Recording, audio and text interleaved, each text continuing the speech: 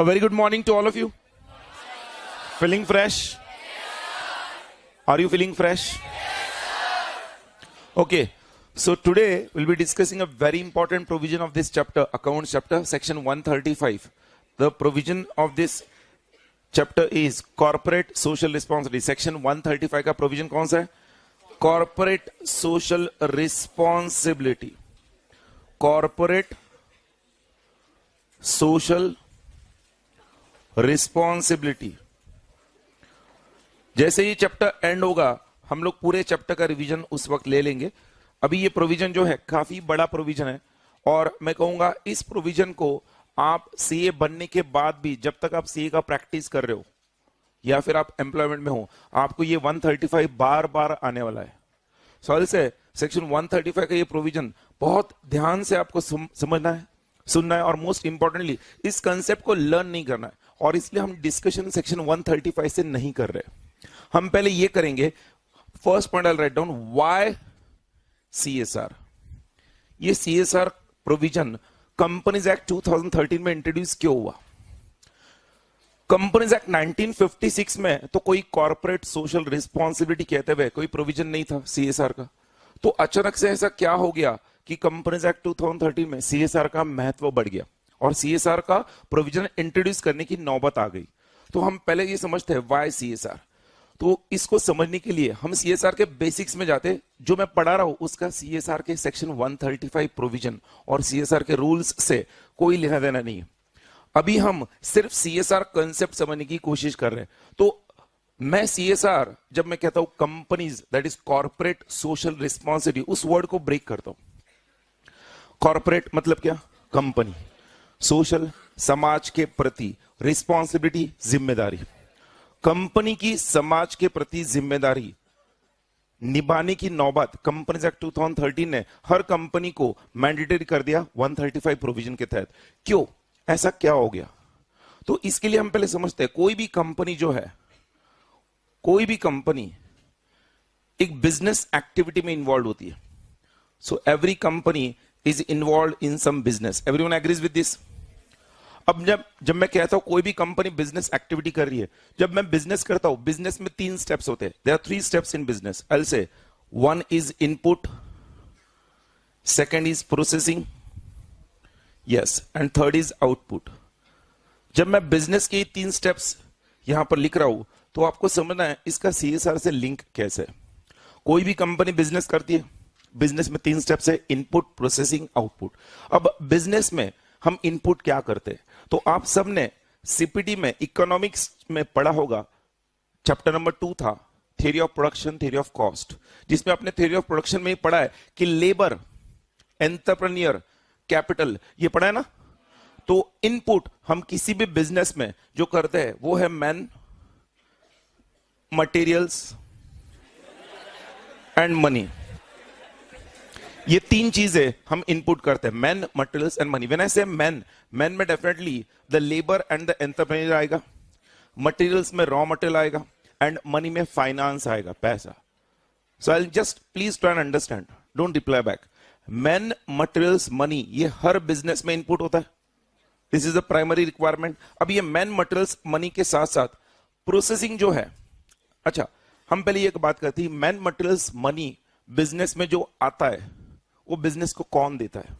तो आई से बिजनेस को man, materials, money society provide करता है. कौन प्रोवाइड करता है? Society. Everyone agrees? Because the labour, the entrepreneur himself, the raw material that is the supplier and the money, finance, all this will come from the society. तो business को man, materials, money कौन provide करता है? Society provide करता है. से society provides this. Business में जो प्रोसेसिंग करते हैं, प्रोसेसिंग जो इस मैन, मटेरियल्स, मनी का जो होगा, डेफिनेटली जो employees, labour class along with the managers, मतलब एक प्रॉपर हायरार्की होगा, स्ट्रक्चर. तो हम कहते हैं बिजनेस में प्रोसेसिंग एम्प्लॉइज करेंगे. एम्प्लॉइज में लेबर, मैनेजर, हम कह सकते हैं सब आ जाएंगे. बिजनेस का आउटपुट जो है वो कौन खरीदेगा? कस्टमर्स खरीदेंगे. मैं कस्टमर्स के साथ साथ कंज्यूमर्स लिखता हूं, दोनों में फर्क है. Every consumer is your customer but every customer is not your consumer. अब ये एम्प्लॉइज जो है जो बिजनेस में प्रोसेसिंग में हेल्प करते हैं वो कहां से बिलोंग करते हैं? सोसाइटी से. कस्टमर्स और कंज्यूमर्स ये कहां से आते हैं? सोसाइटी से। तो कहीं ना कहीं हम इस बात को ये समझ सकते हैं कि बिजनेस का पूरा प्रॉफिट किसकी देन है? सोसाइटी की देन है। बिजनेस जो भी अर्न करता है वो सोसाइटी की वजह से अर्न करता है। तो when business earns its entire profit due to society, society also expects something in return from the business. And it is very simple. Society business से expect करता है कि जो business society में run हो वो समाज की भलाई के लिए हो, लोगों की तरक्की के लिए हो, वो business ethical हो, वो business लोगों के अच्छे स्टैंड ऑफ लिविंग के लिए हो। मतलब वो बिजनेस अनलॉफुल ना हो, वो अनएथिकल ना हो, वो लोगों को गलत राह पर लेकर ना जाए। आई hope you getting it.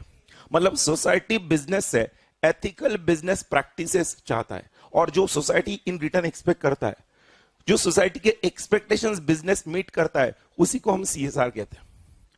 Society की जो एक्सपेक्टेशंस बिजनेस मीट करता है उसी को हम सीएसआर कहते हैं, कॉर्पोरेट सोशल रिस्पॉन्सिबिलिटी। अच्छा सर, आपने कहा सोसाइटी इन रिटर्न बिजनेस से एक्सपेक्ट करता है, बट इतना होने के बावजूद भी हर कंपनी सीएसआर फॉलो करना क्यों चाहती है? उसका और एक रीजन है।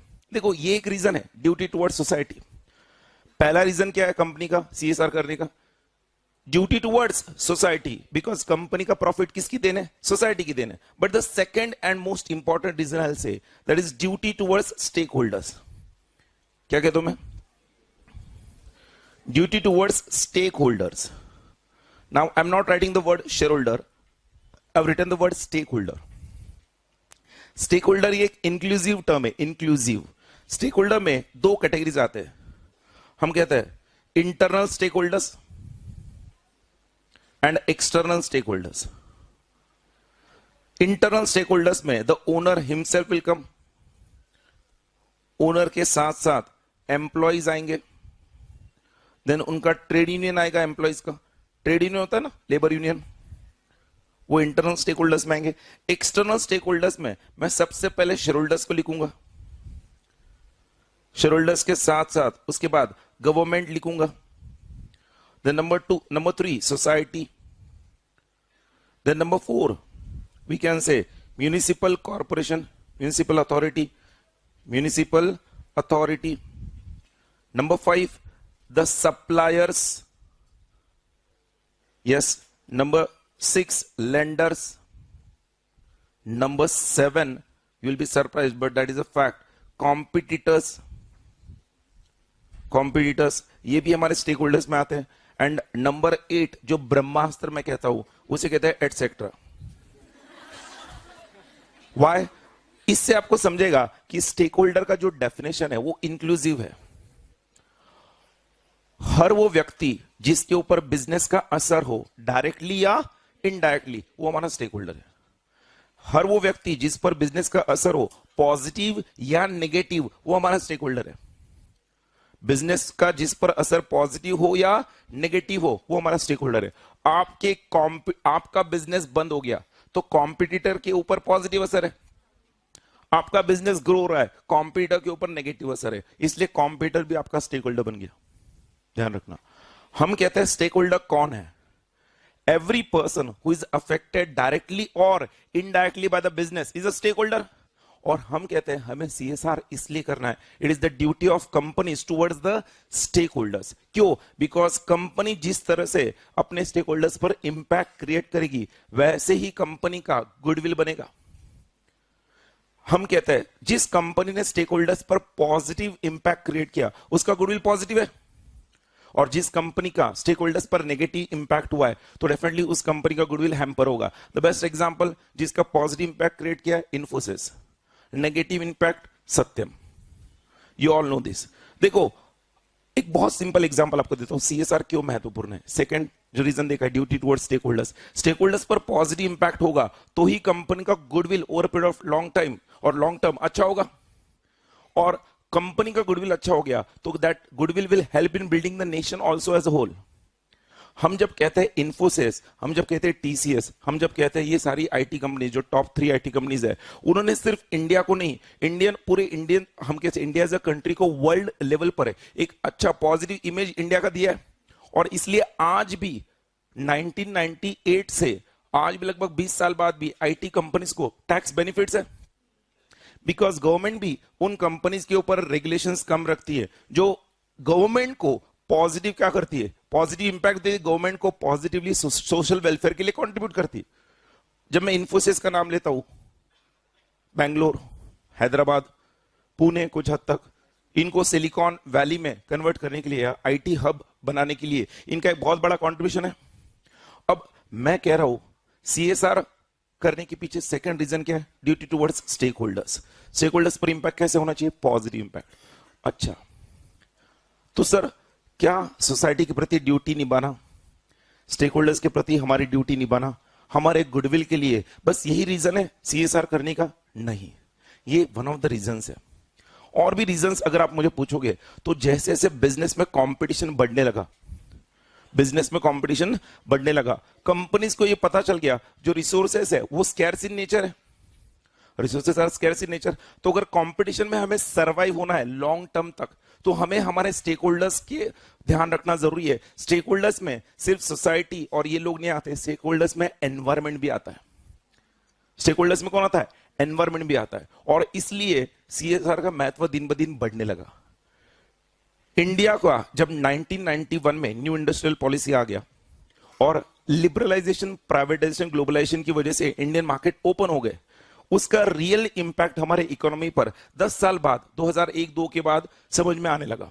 और ये सीएसआर कंसेप्ट पिछले 10-15 सालों में ही आना है। पहले सीएसआर जो गवर्नमेंट ने रखा था वो वॉलंटियर रखा था। गवर्नमेंट का मानना था अगर बिजनेस के रिसोर्सेस सोसाइटी से आते हैं तो बिजनेस का भी फर्ज है टुवर्ड सोसाइटी कि वो सोशल अपलिफ्टमेंट के लिए क्या करे, कंट्रीब्यूट करे। सब लोग है क्या मेरे साथ? प्लीज मेडिटेशन मत करो, ध्यान दो। अगर मैं बिजनेस के अंदर सीएसआर क्यों आना चाहिए वो कंसेप्ट बता रहा हूं, तो you have to understand CSR ये कंसेप्ट एग्जैक्टली क्या कहता है। क्या सीएसआर का मतलब वाकई में प्रॉफिटेबल कंपनी होती है? तो मैं कहूंगा नहीं। मैं आपको एक सिंपल क्वेश्चन पूछता हूं, जिस कंपनी का बहुत ज्यादा प्रॉफिट, वो कंपनी सीएसआर ज्यादा कर रही है, ऐसा होगा क्या? बिल्कुल भी नहीं। क्यों? बिकॉज दो सवाल। नंबर वन, कौन कॉग्निजेंट कंपनी को नहीं जानता है? कॉग्निजेंट कंपनी इससे पहले किसने नाम नहीं सुना है? Anyone? Please raise your hand up, be honest. Cognizant, see virtual students, you also can raise your hand up. काफी स्टूडेंट्स है जो कॉग्निजेंट कंपनी के बारे में नहीं समझते और नहीं जानते, पता नहीं है, इससे पहले सुना नहीं है। अच्छा, इन्फोसिस कंपनी का नाम इससे पहले किसने नहीं सुना है? इन्फोसिस कभी सुना ही नहीं, नो वन इज देयर। अब मैं आपको रिलेटिव कंपैरिजन बता रहा हूं। Cognizant company earns more profit than Infosys. It earns more profit than Infosys. It is also IT company, but आपको जो ज्यादा प्रॉफिट कमा रही है वो कंपनी याद नहीं है, आपको वो कंपनी याद है जिसने सीएसआर ज्यादा किया। ध्यान रखना। और इसलिए सीएसआर का महत्व कंपनीज को समझ में आने लगा। और जैसे जैसे कंपनीज को सीएसआर का महत्व समझ में आने लगा, कंपनी सीएसआर के प्रति अट्रैक्ट होने लगी। धीरे धीरे करके जब कंपनीज एक्ट 2013 का बिल पेश हुआ पार्लियामेंट में, तब गवर्नमेंट ने सोचा ये जो सीएसआर वॉलंटरी एक्टिविटी है फिलहाल जो कंपनीज करती है, क्यों ना इसको एक प्रॉपर स्ट्रक्चर तरीके से मैंडेटरी किया जाए, तो जिससे डेफिनेटली नेशन, सोसाइटी का तो भला होगा, कंपनी को भी ग्लोबल इमेज मिलने के लिए क्या होगा, वैल्यू एडिशन होगा। अरे बोलो बाबा, तो सीएसआर कंसेप्ट क्यों आया? उसका मेन रीजन क्या है? कंपनी बिजनेस में जो भी प्रॉफिट अर्न करती है वो सोसाइटी से मिलने वाले रिसोर्सेज से अर्न करती है, और resources are scarce in nature. Company को इन रिसोर्सेज को लंबे समय तक अगर अपने लिए इन रिसोर्सेज का अवेलेबिलिटी बनाए रखना है, तो कंपनी को गोइंग कंसर्न बनाए रखना है, तो कंपनी को सीएसआर करना ही पड़ेगा। आज के इस कॉर्पोरेट वर्ल्ड में हम कहते हैं कोई भी company long term going concern अगर रखना चाहती है, सीएसआर इज मैंडेटरी। अरे बोलो बाबा, तो अगर सीएसआर इतना महत्वपूर्ण है तो why CSR we have understood, but ये सीएसआर होता क्या है, कैसे करना है सीएसआर? मतलब कंपनी ने चैरिटी कर दिया तो हो गया सीएसआर? नहीं, ये पहले होता था 135 प्रोविजन इंट्रोड्यूस होने से पहले, सेक्शन 135। बट गवर्नमेंट ने इस सीएसआर कंसेप्ट को एक बहुत अच्छे तरीके से सेक्शन 135 में इंट्रोड्यूस किया। साथ ही साथ सीएसआर के रूल्स लाए 2014, और schedule 7 of the companies act 2013 ये भी सीएसआर के बारे में आपको गाइड करता है। और गवर्नमेंट ने कहा है हम जो शेड्यूल 7 के अंदर एक्टिविटीज आपको बता रहे हैं, उस एक्टिविटीज में अगर आपकी कंपनी सीएसआर एक्सपेंडिचर करेगी तो ही वो सेक्शन 135 के तहत काउंट होगा। अच्छा, एक्टिविटीज क्या होनी चाहिए वो शेड्यूल 7 में दी है। किसी कंपनी ने शेड्यूल 7 में एक एक्टिविटी दिया है, पॉवर्टी इरेडिकेशन। कंपनी ने साल में एक बार, कंपनी का एनुअल डे था, उस दिन गरीबों को खाना खिला दिया, खर्चा डाल दिया, CSR एक्सपेंडिचर, पॉवर्टी इरेडिकेशन, गरीबों को खाना खिलाया हमने। द गवर्नमेंट से ये CSR एक्सपेंडिचर नहीं माना जाएगा। To be called as a CSR expenditure, the activity must be on a continuous basis, it should not be a one time activity. आपने कहीं पर डोनेशन दे दिया, हो गया CSR, ऐसा नहीं होगा। हाँ, डोनेशन आपने अगर गवर्नमेंट अप्रूव्ड इंस्टीट्यूशन को दिया है तो वो CSR एक्सपेंडिचर में काउंट होगा, बिकॉज वो पैसा government on a regular basis invest करेगा। मैं जो बोल रहा हूं समझ रहे? तो CSR का मीनिंग भी समझना जरूरी है। एक कंपनी थी केन इंडिया एनर्जी, नाम सुना है? अगर नहीं सुना तो मैं बताऊं, इंडिया की 4th largest crude manufacturing company है। और ये जो केन इंडिया एनर्जी कंपनी राजस्थान के बाड़मेर डिस्ट्रिक्ट में, कौन से?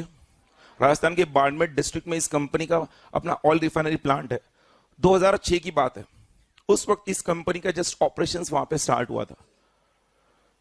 अब ऑयल रिफाइनरी कहां, तो डेफिनेटली क्रूड मैन्युफैक्चरिंग करते वक्त जो सराउंडिंग लैंड है वो काफी ब्लैक सॉइल बनना शुरू हो जाती है। बाड़मेर डिस्ट्रिक्ट में majority of the population agriculture पर डिपेंडेंट था। क्रूड इंडिया एनर्जी का वहां पर आने की वजह से वहां की काफी soil, agricultural land black soil बनने लगी और फार्मर्स के, हम कह सकते हैं, एग्रीकल्चरल क्रॉप्स पर असर हुआ, प्रोडक्शन पर। वहां में बाड़मेर में मैक्सिमम पॉपुलेशन ने इसको प्रोटेस्ट किया। कंपनी को बंद करवाने को लेकर उन्होंने, जो राजस्थान गवर्नमेंट थी उसके पास धरना दिया, प्रोटेस्ट, बॉयकॉट, काफी बड़े मोर्चे निकले। बट राजस्थान गवर्नमेंट ने ऑलरेडी इस फॉरेन कंपनी केन इंडिया को, जो इंडिया में आई थी, उसको 10 साल का उसके साथ कॉन्ट्रैक्ट किया हुआ था, तो राजस्थान गवर्नमेंट उन्हें वहां से निकाल नहीं पाई। केन इंडिया एनर्जी ने सोचा, ठीक है हमारा कॉन्ट्रैक्ट हुआ है, हमें ये निकाल नहीं सकते, बट जिस तरह से यहां के लोग हमें प्रोटेस्ट कर रहे हैं, यहां पर अगर हमें सर्वाइव होना है तो हमें CSR के बगैर कोई चारा नहीं है। और केन इंडिया एनर्जी ने अपना प्लांट स्टार्ट करने से पहले वहां पर CSR एक्सपेंडिचर स्टार्ट किया। यू विल बी सरप्राइज्ड, आज लगभग 11 साल बाद वही केन इंडिया एनर्जी कंपनी, जो उसी बाड़मेर डिस्ट्रिक्ट में, वहां के लोग केन इंडिया को चाहते हैं कि वो वहां पर और एक नया प्लांट सेटअप करे और वहां पर और एक्सपांड करे। बिकॉज इन 11 सालों में केन इंडिया एनर्जी ने जिस तरह के वहां के लोगों के स्टैंड ऑफ लिविंग पर पॉजिटिव इंपैक्ट क्रिएट किया है, लोग उस कंपनी को उस कंपनी के प्रति अपना फ्यूचर जोड़ रहे हैं। कंपनी के साथ अपना फ्यूचर जोड़ इसलिए रहे बिकॉज कंपनी ने लोगों के स्टैंड ऑफ लिविंग को काफी ग्रूम किया है। अब कंपनी किस में थी? Crude oil manufacturing. अभी हम जो वीडियो देखने जा रहे हैं वो CSR कंपनी ने एग्जैक्टली कैसे किया, वो हमें उस वीडियो के थ्रू पता चलेगा। कंपनी ऑयल मैन्युफैक्चरिंग में थे, क्रूड ऑयल मैन्युफैक्चरिंग में, और कंपनी ने CSR के लिए क्या स्पेंड किया, वो उस एरिया के अंदर लोगों की जो रिक्वायरमेंट थी उसको ध्यान में रखते हुए कंपनी ने CSR एक्सपेंडिचर किया। तो और एक चीज समझ लो सब लोग, जब भी किसी कंपनी को CSR एक्सपेंडिचर करना है, कंपनी को सबसे पहले लोकल एरिया और एरिया ऑफ ऑपरेशंस को ध्यान में रखते हुए वहां पर खर्च करना है। अपने लोकल एरिया और एरिया ऑफ ऑपरेशंस पर ही खर्च करना है। और कौन से एरियाज में करना है, ये जो वीडियो हम देख रहे हैं, आई वांट यू ऑल, उस वीडियो के दौरान आप पेंसिल से या पेन से वो जो एक्टिविटीज कंपनी कैरी आउट कर रही थी वो लिख लो, आपको पता चलेगा एंड में CSR क्या है। Before I go to that video, CSR क्या है अगर आप मुझे पूछोगे तो I will say CSR is a concept which focuses on 3R principle. 3R principle. The 3R principle is respect, relationship,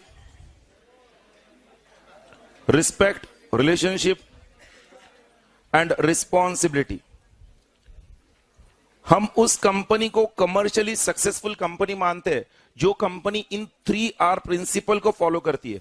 जिस कंपनी का ज्यादा प्रॉफिट अर्न हो रहा है उसको हम सक्सेसफुल कंपनी नहीं मानते। आज के जमाने में सक्सेसफुल कंपनी बनना है तो this 3R principle must be followed. अब ये रिस्पेक्ट क्या है? The law says respect towards people, relationship towards society and responsibility towards environment. तो जिस कंपनी ने अपने प्रॉफिट्स को अर्न करने के लिए अपने से जुड़े हुए लोगों को रिस्पेक्ट करके प्रॉफिट अर्न किया है, अपनी सोसाइटी के प्रति रिलेशनशिप को निभाते हुए प्रॉफिट अर्न किया है, और पर्यावरण के प्रति अपनी जिम्मेदारी को फॉलो करते हुए प्रॉफिट अर्न किया है, उसी कंपनी को वाकई में कमर्शियली सक्सेसफुल कंपनी माना जाता है। प्रॉफिट आप एनवायरमेंट को डैमेज करके, सोसाइटी के रिसोर्सेज को कंज्यूम करके अगर अर्न कर रहे हो, बहुत ज्यादा प्रॉफिट अर्न कर रहे हो, तो आपकी कंपनी सीएसआर कंपनी नहीं होगी। आपने एनवायरमेंट को प्रोटेक्ट किया, सोसाइटी के प्रति अपने रिलेशनशिप को निभाया है, आपसे जुड़े हुए लोगों को रिस्पेक्ट दिया है, ये 3R कंसेप्ट फॉलो किया है, उसी कंपनी को हम कमर्शियली सक्सेसफुल मानते हैं। अरे बोलो भाई, सब लोग है क्या? Commercially successful company. अच्छा सर, ये कमर्शियली सक्सेसफुल कंपनी आप बोल रहे हो, बट वाकई में सीएसआर इतना हेल्पफुल है? मैं कहता हूं सीएसआर जो कंपनी फॉलो करेगी वो अपने रेसिस्टेंस को रिसोर्स में कन्वर्ट कर सकती है। जिस कंपनी के अंदर रेसिस्टेंस ज्यादा है, जिस कंपनी को लेकर रेसिस्टेंस ज्यादा है, वो रिसोर्स में कन्वर्ट हो सकता है। सर एग्जांपल दो। CSR will help a company, soon low, in converting it's resistance into resource. दो एग्जांपल दे रहा हूं, दोनों एक ही कंपनी के हैं, टाटा मोटर्स। पहला एग्जांपल, टाटा मोटर्स का जो नैनो का प्लांट था, वेस्ट बंगाल में लगना था, वेस्ट बंगाल से वो नैनो प्लांट गुजरात शिफ्ट किया गया, और शिफ्ट करना पड़ा। उसका रीजन ये था, वेस्ट बंगाल में जब टाटा मोटर्स को नैनो प्लांट सेटअप करना था, वहां के लोगों ने उसको प्रोटेस्ट किया, टाटा मोटर्स कंपनी के वहां के प्लांट सेटअप को। अब ध्यान दो, प्रोटेस्ट हुआ, रतन टाटा ने काफी कोशिश की कि वो प्लांट वहीं पर सेटअप हो, बट नहीं हो पाया। लोगों की प्रोटेस्ट थोड़ा पॉलिटिकल इशू भी बन गया था, और पॉलिटिकल इशू की वजह से टाटा मोटर्स को वहां से बैकआउट करना पड़ा। अब जब बैकआउट कर दिया, रतन टाटा ने अनाउंस कर दिया, we are moving our plant out of Singur. Singur West Bengal में वो जगह था जहां पर प्लांट सेटअप होना था। नेक्स्ट डे रतन टाटा के ऑफिस में बाकी मेजर जो स्टेट्स है इंडिया के, महाराष्ट्र, कर्नाटका, गुजरात, इन स्टेट के चीफ मिनिस्टर्स अपने स्टेट में नैनो प्लांट सेटअप करने के लिए रतन टाटा को इनवाइट करने गए। अब आगे की बात सुनो। जब रतन टाटा ने अनाउंसमेंट किया था, सिंगूर से बैकआउट होने की वजह से टाटा मोटर्स को 1500 करोड़ का कैश लॉस हुआ था। 1500 crore of cash loss they had suffered. अब जैसे ही वो फर्स्ट महाराष्ट्र के चीफ मिनिस्टर गए, उस वक्त विलासराव देशमुख थे, तो उन्होंने रतन टाटा को ऑफर किया कि आप महाराष्ट्र में अगर नैनो प्लांट सेटअप करोगे तो हम आपको 500 करोड़ का कैश कॉम्पेंसेशन वापस देंगे, प्लस आपको, आप चाहो तो आगे एम्प्लॉइज, लेबर, जो एम्प्लॉयमेंट जनरेशन के लिए आपको जो जरूरी सामग्री और हम कह सकते हैं इंफ्रास्ट्रक्चर लगेगा, उसके लिए हम हेल्प करेंगे, टैक्स बेनिफिट्स आपको दे सकते हैं। कर्नाटक के चीफ मिनिस्टर गए और उन्होंने 1000 करोड़ कैश कॉम्पेंसेशन की बात की। उस वक्त नरेंद्र मोदी जो गुजरात के चीफ मिनिस्टर थे, थर्ड टाइम जब उनका बात हुआ रतन टाटा के साथ, तो उन्होंने वहां पर कोई भरोसा नहीं दिया। उन्होंने कहा अगर आप गुजरात शिफ्ट होने का इरादा रखते हो तो अभी आज मैं आपको 1500 करोड़ कैश लॉस की 1500 करोड़ क्या कैश का चेक दे रहा हूं, प्लस आगे 10 साल तक टैक्स फ्री हॉलीडेज आज ही डिक्लेयर करो to Tata Motors for Nano plant setup in Gujarat. उनके इस ऑफर को सुनकर रतन टाटा ठुकरा ही नहीं पाए, उन्होंने सेम डे गुजरात को कंफर्मेशन दे दिया। अब what happens is, listen carefully, ये तब पॉसिबल हुआ जब सारे स्टेट के चीफ मिनिस्टर्स को पता था कि टाटा ग्रुप अगर उनके स्टेट में आता है तो वहां के लोगों का स्टैंडर्ड ऑफ लिविंग, वहां के लोगों को एम्प्लॉयमेंट जनरेशन होने में मदद होगी। और इसलिए हर स्टेट के चीफ मिनिस्टर की ये इच्छा थी टाटा मोटर्स का नैनो प्लांट वहां पर सेटअप हो, because they have done lot of CSR in the past. इसी का एक छोटा सा एग्जांपल टाटा मोटर्स का पुणे में भी हुआ। उस दौरान साल 2 साल बाद पुणे के टाटा मोटर्स पिंपरी चिंचवड़ एरिया में जो टाटा मोटर्स कंपनी, लगभग 50,000 फैमिलीज अपने ब्रेड एंड बटर के लिए टाटा मोटर्स पर डिपेंडेंट है, डायरेक्टली इनडायरेक्टली। अगर एक फैमिली में हम 4 लोग भी पकड़ ले तो लगभग 2 लाख लोगों की रोजी रोटी टाटा मोटर्स पिंपरी चिंचवड़ उस एरिया के लोगों की टाटा मोटर्स से आती है। अब 2008 की बात है, 7-8 के दौरान जब रिसेशन था वर्ल्ड में, टाटा मोटर्स के एम्प्लॉइज पिंपरी चिंचवड़ के सैलरी हाइक को लेकर स्ट्राइक पर गए थे। 1 महीने तक स्ट्राइक चली थी। उस दौरान मैनेजमेंट और उनके बीच में सलो हो गई और उनका सैलरी बढ़ाया गया। उसके एग्जैक्टली 15 दिन बाद एम्प्लॉयज फिर से ज्यादा सैलरी हाइक के लिए स्ट्राइक पर चले गए। अब इस बार मैनेजमेंट ने उनकी बात नहीं मानी, एम्प्लॉयज को कह दिया कि ऑलरेडी हमने आपकी सैलरी हाइक कर दी है, अब वापस सैलरी हाइक नहीं होगी। उनका कहना था सैलरी हाइक कम परसेंटेज में हुई है। 1 हफ्ते तक वो स्ट्राइक चली, 1 हफ्ते तक। अब देखना कैसे सीएसआर आपके रेसिस्टेंस को रिसोर्स में कन्वर्ट करता है। 1 हफ्ते तक स्ट्राइक चली, कोई भी एम्प्लॉय काम पर नहीं आ रहा था।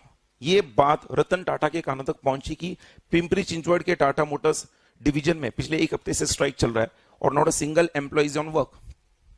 रतन टाटा ने पूरा समझ लिया एग्जैक्टली क्या हुआ है क्या नहीं। उनको समझ में आ गया एम्प्लॉयज की गलती है। जहां पर एम्प्लॉयज पुणे में स्ट्राइक कर रहे थे वो पुणे आए, जहां पर एम्प्लॉय स्ट्राइक पर बैठे हुए थे वहां पर गए। 2 मिनट उन्होंने सिर्फ एम्प्लॉय से बात की। नेक्स्ट डे और वो चले गए। नेक्स्ट डे सारे employees before time on work, all the employees. अब रतन टाटा ने 2 मिनट में ऐसे एम्प्लॉयज को क्या कन्विंस कर दिया, इससे मैनेजमेंट परेशान था। बिकॉज 1 हफ्ते से मैनेजमेंट बात कर रहा था और रतन टाटा के 2 मिनट के बातों से एम्प्लॉयज कन्विंस होकर next day before timing on work. तो जब इंक्वायरी हुई तब पता चला रतन टाटा ने उन एम्प्लॉयज को कहा, मैंने सारी जानकारी ली है कि आपकी स्ट्राइक किस वजह से हो रही है।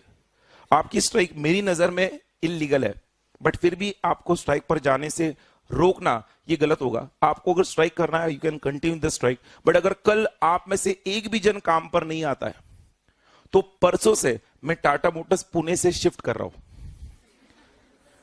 रतन टाटा की ये बात एम्प्लॉयज को इतनी चुभ गई, एम्प्लॉयज ने before time on work every employ next day, because they knew if Ratan Tata is saying this he can do this. Because कुछ ही सालों पहले उन्होंने सिंगूर में ऐसा किया था, so he can definitely do this. इसलिए employees before time on work थे। अब ये तब पॉसिबल हुआ जब सीएसआर के बदौलत टाटा ग्रुप ने सोसाइटी को बहुत कुछ दिया है, तो रेसिस्टेंस किस में कन्वर्ट हुआ, रिसोर्स में। अब जस्ट इमेजिन करो हम सबकी कंपनी है और हमारे एम्प्लॉय स्ट्राइक पर गए और हमने कहा अगर आप कल से काम पर नहीं आते हो तो हम कंपनी शिफ्ट करेंगे। बोले आज से ही करो, व्हाई डूइंग फ्रॉम टुमारो, आज से ही करो। बिकॉज आपको ये कहने के लिए आपको पहले सोसाइटी को कुछ देना होगा। So when you are giving to the society, you can expect back from the society. अरे बोलो बाबा। तो सीएसआर कंसेप्ट एग्जैक्टली कैसे टाटा ग्रुप ने सोसाइटी को बहुत कुछ कंट्रीब्यूट किया, उसके एग्जांपल्स हमने देखे। अब ये जो वीडियो में बता रहा हूं केन इंडिया एनर्जी का, इस वीडियो से भी हमको वही समझना है कि सीएसआर में एग्जैक्टली कंट्रीब्यूशन कैसे होता है। और उसके बाद सुन लो प्लीज, मैं ये पूरा बैकग्राउंड क्रिएट कर रहा हूं सीएसआर के लिए। 16 पॉइंट्स है, कितने, 16 points in section 135 along with CSR rules 2014। उसका मैं पॉइंट बाय पॉइंट एनालिसिस पहले लिखना है, हेडिंग कौन से पॉइंट स्टडी करने हैं, उसके बाद उसको समझना स्टार्ट करना है। So I request you all, CSR क्या है before I start the video, सबको समझा सीएसआर किसे कहते हैं? 3R कंसेप्ट है वो। कौन सा 3R कंसेप्ट है? Respect, relationship and responsibility. Respect towards whom? People. Relationship towards society and responsibility towards environment. जो कंपनी इन तीनों का ध्यान रखते हुए अपना प्रॉफिट अर्न करेगी, उसी कंपनी को हम सीएसआर कंपनी मतलब कमर्शियली सक्सेसफुल कंपनी मानेंगे। So let us go to the video.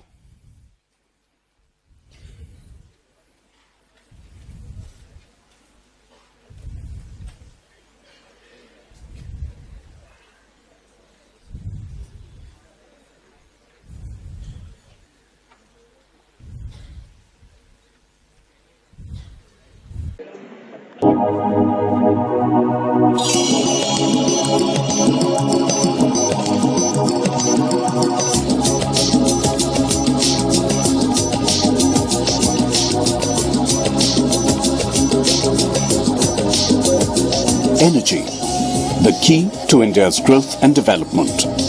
CAM's operations across India herald a new dawn in the country's energy sector. Our assets are located in demanding and challenging terrain. From the desert sands of Rajasthan to the cavernous depths of the oceans, the company is working tirelessly to deliver a fifth of India's crude production.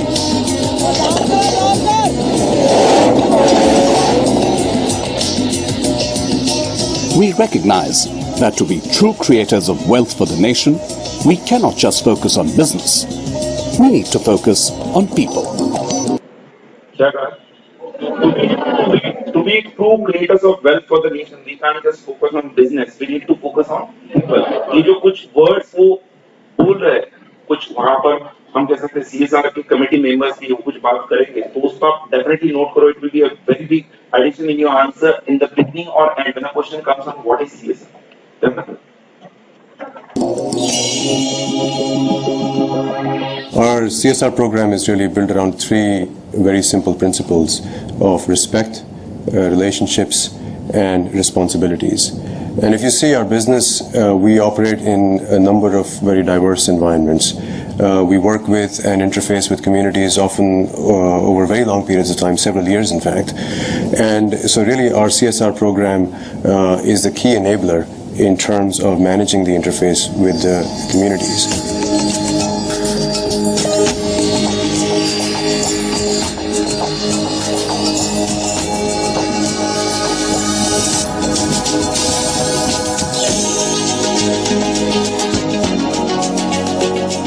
Good infrastructure is the catalyst for development. Bridging basic but critical needs is at the heart of Cairns' vision to enrich the lives of the communities around us. Water and sanitation are fundamental needs, and expanding the community's access to both has been a key component of our operations.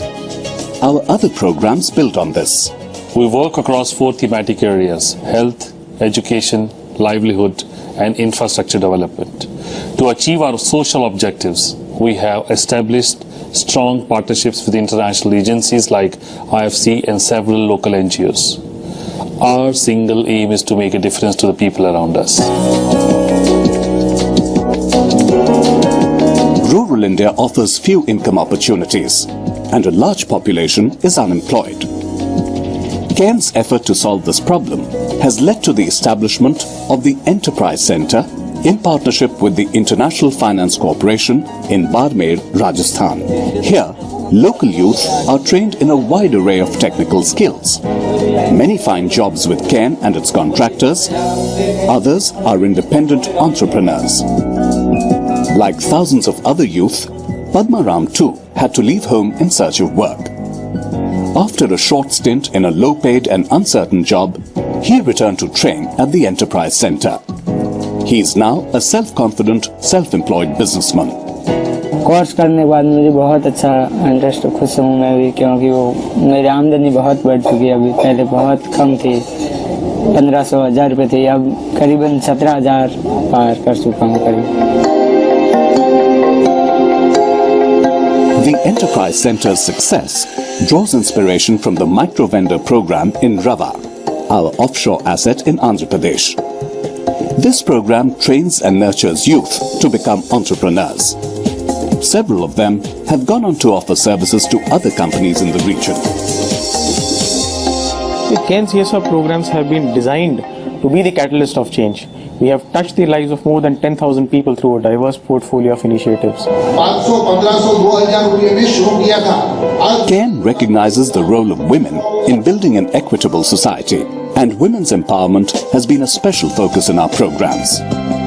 In Barmer, our dairy program has galvanized a domestic activity into a commercial operation.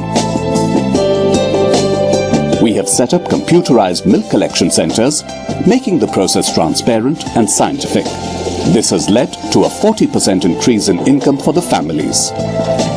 Today, these self-help groups contribute more than 20% of the milk collected by the government dairy cooperative. Women are encouraged to use their traditional craft skills like embroidery to manufacture and supply beautifully handcrafted products to global markets. Several women are now first-time earners. Similarly, in Rava, the women tailor coveralls for Cairn employees and uniforms for school students.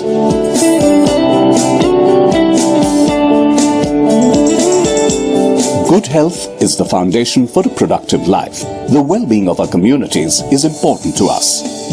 Wherever possible, the company doctor provides free health care. And where homesteads are scattered and transportation limited, Cairn provides healthcare through a mobile clinic. Children are society's investment in the future.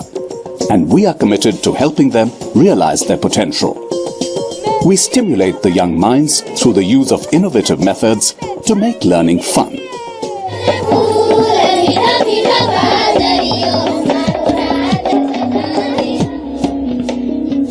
As we lead from the front to bring India closer to energy security, we reiterate our commitment to be true wealth creators for the nation. This invigorates our business and renews our commitment to our communities. As our operations expand, we will positively impact the lives of an increasing number of people.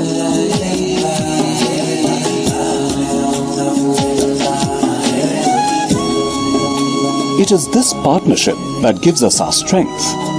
And as our business grows, so does our contribution to society. The setting sun is nature's reminder that tomorrow will be another day. Together, we will make it a better day.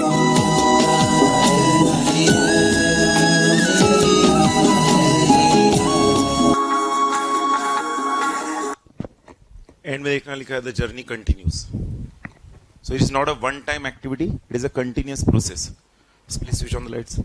So after this video, what we conclude, company का main business crude refinery था, but company ने वहां के local area के लोगों की जो requirement थी उनसे डेफिनेटली समझकर उनकी क्या रिक्वायरमेंट है, उनके स्टैंड ऑफ लिविंग को पॉजिटिवली इंपैक्ट किया. So it is nothing but, I can say, CSR is give and take relationship.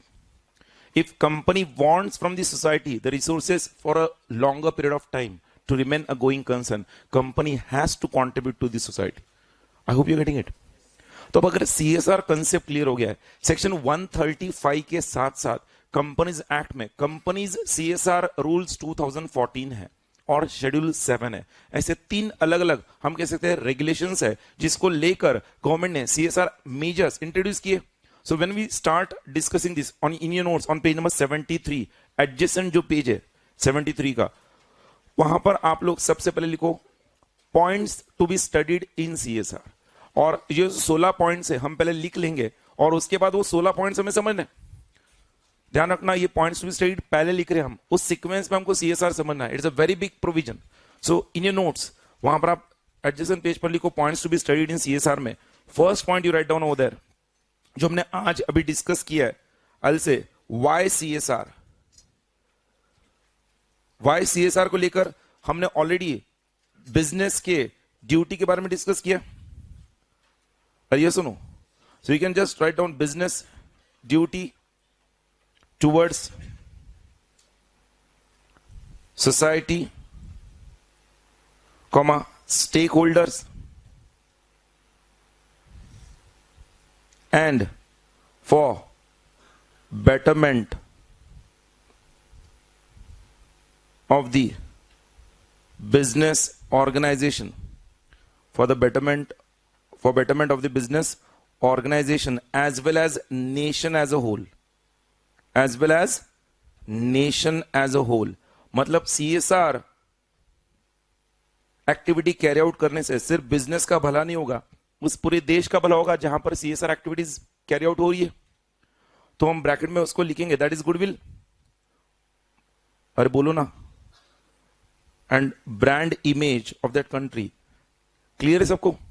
Y CSR के बाद हम लोग पॉइंट नंबर 2 जो देख रहे हैं वहां पर, व्हाट इज CSR. तो मैंने व्हाट इज CSR को लेकर आपको ऑलरेडी ऊपर एक डेफिनेशन लिख कर दिया था. क्या CSR उस कंपनी को हम कह सकते हैं कमर्शियली सक्सेसफुल कंपनी मानते हैं जिस कंपनी ने अपने प्रॉफिट्स को अर्न करने के लिए respect towards people, relationship towards society and responsive towards environment, इन तीनों को फॉलो किया, दैट इज CSR. अरे बोलो व्हाट इज CSR के बाद पॉइंट नंबर 3 उधर लिखना. अब यहां से प्रोविजन स्टार्ट होंगी. अब वहां पर लिखना हेडिंग मीनिंग ऑफ CSR, उसके आगे डैश कर लिखना जो प्रोविजंस और रेगुलेशंस है सेक्शन 135 कॉमा कंपनीज ब्रैकेट में लिखना CSR bracket close, sorry bracket में लिखना CSR रूल्स, ब्रैकेट क्लोज, बाहर लिखना 2014, कॉमा, उसके बाद शेड्यूल 7। कंपनीज एक्ट के ये 3 अलग अलग हम कह सकते हैं प्रोविजंस है जिसके तहत CSR को एक्सप्लेन किया गया। मीनिंग ऑफ CSR, उसके बाद हमें देखना है पॉइंट नंबर 4 आप लिखो एप्लीकेबिलिटी। ये CSR कंसेप्ट किसको एप्लीकेबल है? एप्लीकेबिलिटी। उसके बाद पॉइंट नंबर 5 आप लिखो exclusion of company, exclusion of companies, मतलब अगर किसी को एप्लीकेबल है तो किसी को एक्सक्लूड भी किया। Exclusion of companies from section 135। सबको समझ रहा है क्या? और प्रॉपर सीक्वेंस में याद रखना है, एक प्रोविजन अगले प्रोविजन से लिंक्ड है, ध्यान रखना उस सीक्वेंस में उसको फ्रेम किया गया है। एक्सक्लूजन के बाद पॉइंट नंबर 6 लिखना कंपोजिशन ऑफ CSR कमिटी। हर एक पॉइंट जो हम लिख रहे हैं उस पॉइंट का मीनिंग जस्ट समझना पहले जरूरी है। मीनिंग ऑफ CSR के बाद applicability of CSR, I hope you understand किसको एप्लीकेबल है वो देखना है। Exclusion of companies from CSR, मतलब किसको CSR के प्रोविजन से एक्सक्लूड किया गया। देन उसके बाद कंपोजिशन ऑफ CSR क्या दिया? कमिटी। तो हमें यह समझ में आता है CSR एक्सपेंडिचर करने के लिए कहां पर CSR एक्सपेंडिचर होना चाहिए, इसको लेकर एक कमिटी फ्रेम की जाएगी और वो कमिटी रेकमेंड करेगी बोर्ड ऑफ डायरेक्टर्स को। तो that is composition of CSR committee. Point number 7 आप लिखना disclosure of composition of CSR committee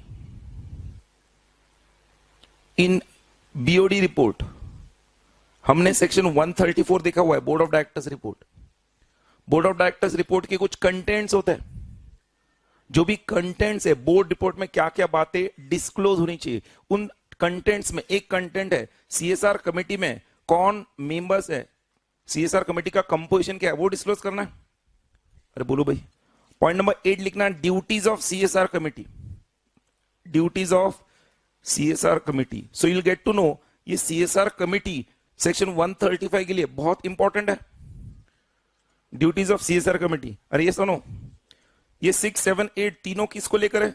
CSR committee को लेकर है। देन पॉइंट नंबर 9 अब लिखना वहां पर CSR पॉलिसी। अब क्या होना चाहिए? CSR policy. ये जो CSR कमेटी कंपोज की जाएगी वो कंपनीज के बोर्ड ऑफ डायरेक्टर्स को CSR पॉलिसी रेकमेंड करेगी। तो वो CSR पॉलिसी में कौन सी एक्टिविटीज होनी चाहिए हमने ऑलरेडी डिस्कस किया, शेड्यूल 7। तो शेड्यूल 7 की एक्टिविटीज होनी चाहिए, वो CSR पॉलिसी के कंटेंट देखेंगे। उसके बाद पॉइंट नंबर 10 आप लिखना duties of board of directors, BOD। Board of directors का ड्यूटी क्या होगा? जो भी CSR पॉलिसी रेकमेंड की गई है उसको approval they, because CSR committee approval नहीं देती, CSR कमेटी क्या करती है? रेकमेंड करती है। उस पॉलिसी को अप्रूवल बोर्ड मीटिंग में किया जाएगा और फिर उस पॉलिसी को इंप्लीमेंट करना है। अरे बराबर है कि नहीं? So you just get a hint, okay duties of board of director ये CSR पॉलिसी को लेकर होगा। उसके बाद पॉइंट नंबर 11 नेक्स्ट आप लिखना कंट्रीब्यूशन टुवर्ड्स CSR, जो हम देखेंगे इसे इंपॉर्टेंट मार्क करना है इस प्रोविजन को, कंट्रीब्यूशन टुवर्ड्स CSR। उसके बाद नेक्स्ट पॉइंट नंबर 12 आप लिखो फेलियर क्या होना चाहिए? टू कंट्रीब्यूट, मतलब ये क्या होगा? कॉन्सिक्वेंस होगा failure to contribute. Then point number 13 contribution to CSR activities, contribution to CSR activities through, मतलब किसके थ्रू आप कंट्रीब्यूशन कर सकते हो, डायरेक्टली करोगे या किसी एक मीडिएटर इंटरमीडिएट के थ्रू करोगे, पॉइंट नंबर 13 में। Then point number 14 exception to CSR activities. CSR activities है, मतलब इस पॉइंट में जो भी हम एक्सेप्शन देखेंगे उनके लिए अगर आपने खर्चा किया तो वो CSR एक्सपेंडिचर माना नहीं जाएगा। Then second last point number 15 आप लिखना, पेनल प्रोविजंस होगा, पेनल प्रोविजंस 135 का कंप्लायंस नहीं किया तो उसके तहत penalty. And last point number 16 हम लिखेंगे शेड्यूल 7, क्या लिखेंगे? Schedule 7 dash CSR activities. मतलब जो लास्ट पॉइंट है पॉइंट नंबर 16 वो सिर्फ नॉलेज के लिए कि शेड्यूल 7 की वो कौन सी एक्टिविटीज है जिसमें हम CSR एक्सपेंडिचर के लिए उसमें काउंट करेंगे।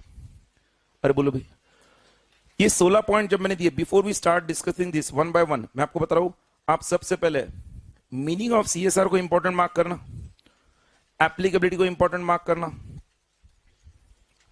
डेफिनेटली एप्लीकेबिलिटी का point and point number 5, 4 and 5 combined है। देन 6, 7, 8 ये किसको लेकर है? CSR कमेटी को लेकर है।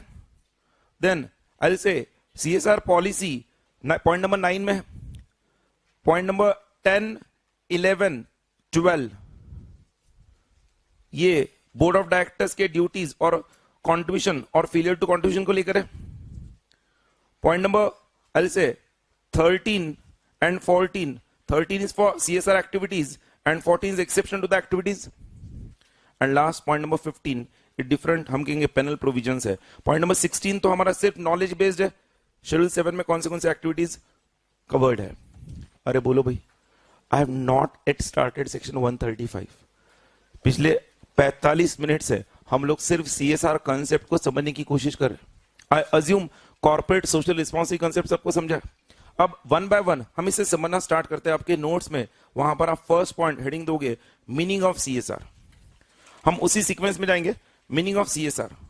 मैं आपको ओरली बोलूं, फिर आप सुनो, फिर हम लिखे, उससे बजाय हम लिखते हैं फिर उसे समझने की कोशिश करते हैं। मीनिंग ऑफ CSR एज पर सेक्शन 135, तो अब उसमें लिखना point number 1 now, meaning of CSR। First 2 points already हो चुके, मीनिंग ऑफ CSR। और जब मीनिंग ऑफ CSR हेडिंग दे, हर एक पॉइंट को हमें कोशिश करनी है चार्ट में लिखने की। सो मीनिंग ऑफ CSR के नीचे सेंटर से सिंगल एरो ड्रॉ करके लिखो, वहां पर CSR means and includes, CSR means and includes dash करके आगे projects oblique programmes, projects oblique programmes. Please मेरे साथ रिपीट करो लिखते वक्त, projects oblique programmes relating to. पहले इसे समझते हैं, CSR मीन्स एंड इंक्लूड्स। जब ऐसा दिया है तो ये डेफिनेशन इंक्लूसिव है, ध्यान रखना, एग्जॉस्टिव डेफिनेशन हो नहीं सकता है। मीन्स एंड इंक्लूड्स, हाँ इंक्लूड्स के नीचे जो दिया वही एक्टिविटीज आएगी।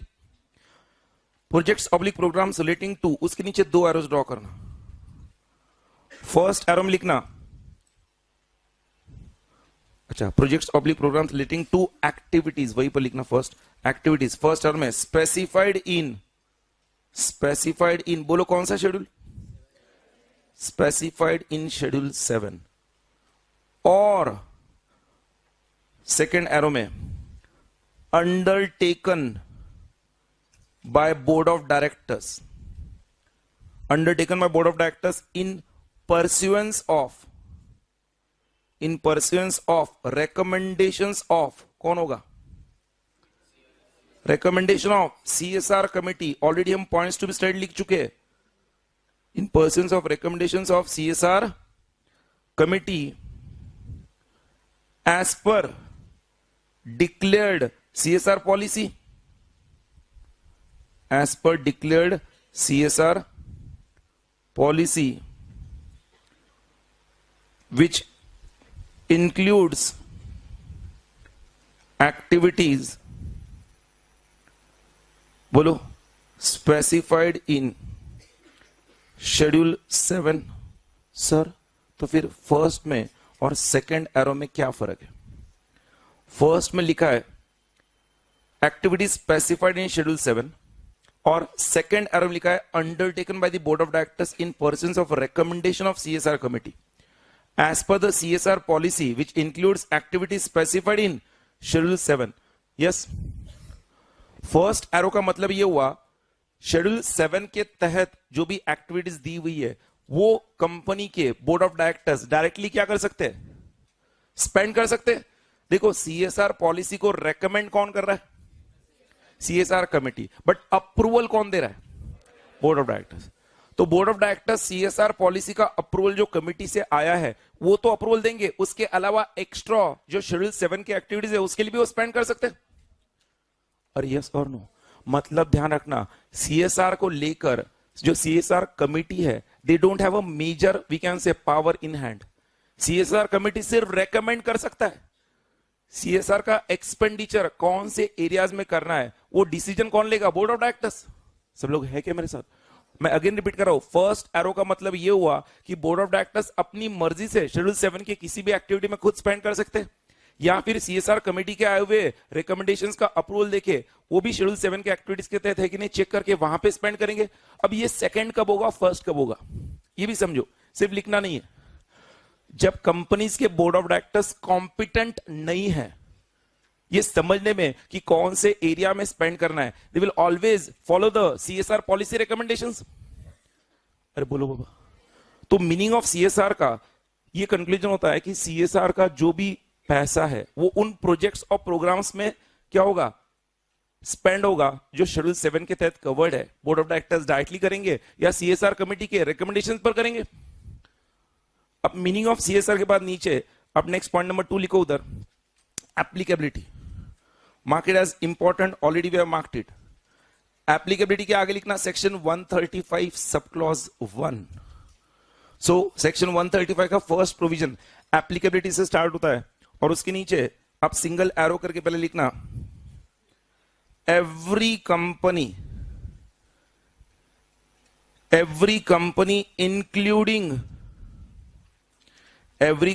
इंक्लूडिंग उसके नीचे अब 3 एरोज ड्रॉ करो।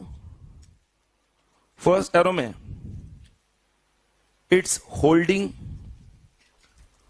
और सेकेंड एरो में सब्सिडियरी, थर्ड एरो में एंड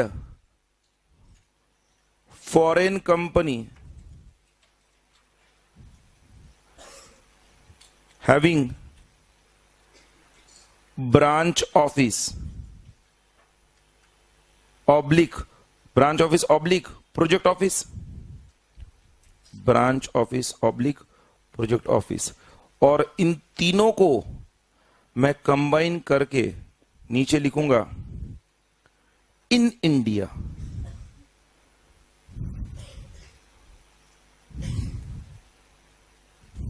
दोस्तों प्लीज समझने की कोशिश करो, मैंने उस डेफिनेशन को बहुत प्रॉपर वे में जब चार्ट में कन्वर्ट किया है, you to understand the meaning of it. Every company में कह रहा हूं इंक्लूडिंग इट्स होल्डिंग और सब्सिडरी और the foreign company having branch office और प्रोजेक्ट ऑफिस, ये सब कहां पर होना चाहिए, इन इंडिया। तो हम इस बात को समझने की कोशिश कर रहे हैं।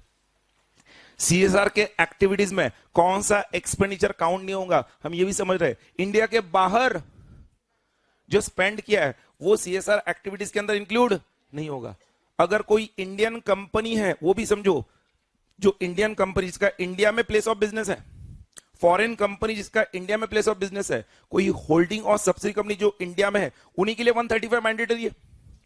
मतलब सुनो, Infosys is a Indian company but Infosys का एक सब्सिडी यूएस में है, तो इन्फोसिस इंडिया को सीएसआर मैंडेटरी है, इन्फोसिस यूएस को मैंडेटरी नहीं है। एक इंडियन कंपनी है मान लो, जैसे हम कह सकते हैं सोनी इलेक्ट्रॉनिक्स, उसकी फॉरेन कंपनी हम कह सकते हैं जापान में है, होल्डिंग कंपनी कहां पर है, जापान में। तो जो सोनी इलेक्ट्रॉनिक्स इंडिया की है उसके लिए सीएसआर मैंडेटरी है, जो जापानीज होल्डिंग कंपनी है उसको मैंडेटरी नहीं है। कोई भी होल्डिंग कंपनी, कोई भी सब्सिडी कंपनी, कोई भी फॉरेन कंपनी जिसका इंडिया में प्रोजेक्ट ऑफिस और ब्रांच ऑफिस है, उन्हीं के लिए सीएसआर एप्लीकेबल है। अरे बोलो भाई, तो एवरी कंपनी जब मैं कहता हूं तो एवरी कंपनी में डेफिनेटली यहां पर प्राइवेट कंपनी पब्लिक कंपनी दोनों आ गई, ये भी समझना है। I hope you are getting it. So वो 135 सब क्लॉज 1 का प्रॉपर इंटरप्रिटेशन हुआ। सब लोग मेरे साथ बोलेंगे क्विकली, क्या है याद कैसे रखना है उस टेबल के तहत। Every company including its holding और subsidy and foreign company having branch office और project office in India. I hope you are getting it. उसके बाद नेक्स्ट एप्लीकेबिलिटी के बाद पॉइंट नंबर 3 लिखो उधर, एक सेकंड, एप्लीकेबिलिटी से पहले ही उधर इन इंडिया के नीचे सिंगल एरो ड्रॉ करो और लिखो, उसी में कंटिन्यू करते हैं हम। एप्लीकेबल जो दिया ना इन इंडिया, आप लिखना शाल, वहीं पर लिखना shall constitute a CSR committee, shall constitute a CSR committee of the board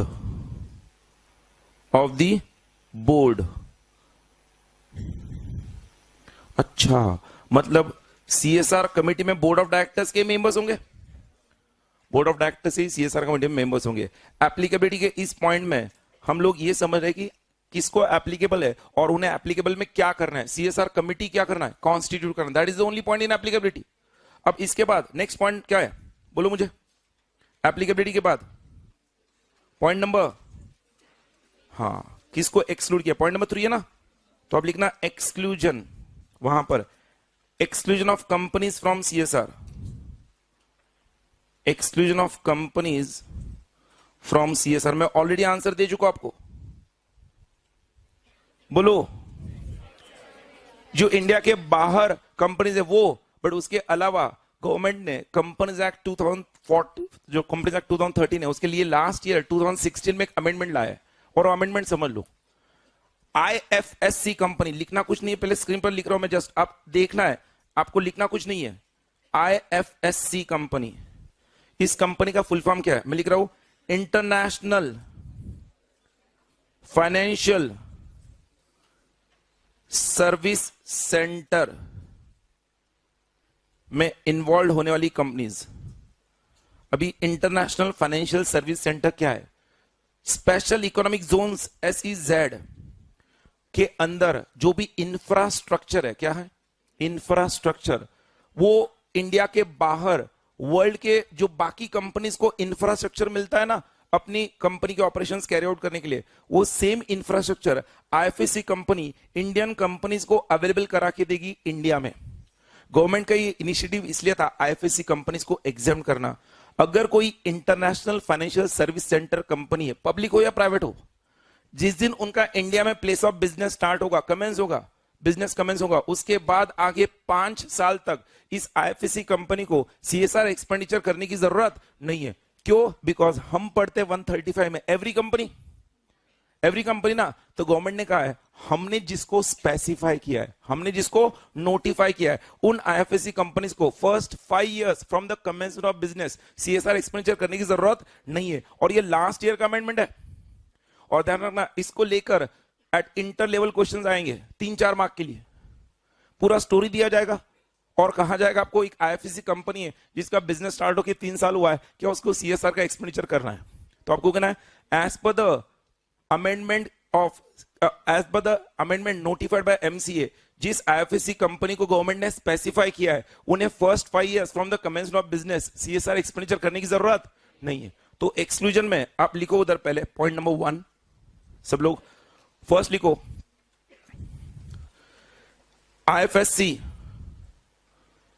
IFSC companies, bracket में लिखना पब्लिक ऑब्लिक, बोलो प्राइवेट, कोई भी हो सकती है, पब्लिक ऑब्लिक प्राइवेट, आगे लिखना specified